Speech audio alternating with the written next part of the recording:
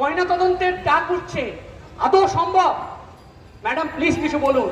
Madam আপনি আমাদের কথার জবাব দিন। সেদিন সকাল 9টার মধ্যে মেডিকেল কাউন্সিলের ভাইস চেয়ারম্যান মানে উত্তরবঙ্গ মেডিকেল কলেজের অধ্যাপক কি করে পৌঁছে গেলেন সকাল 9টার মধ্যে? সেদিন মালদা রেডিয়েন্ট কলেজের ন্যাশনাল রেসিডেন্ট 9টার মধ্যে কি করে পৌঁছে গেল ওই একই ঘটনাস্থলে? একই দিনে একই সময় ডক্টর ঘোষের আইনজীবী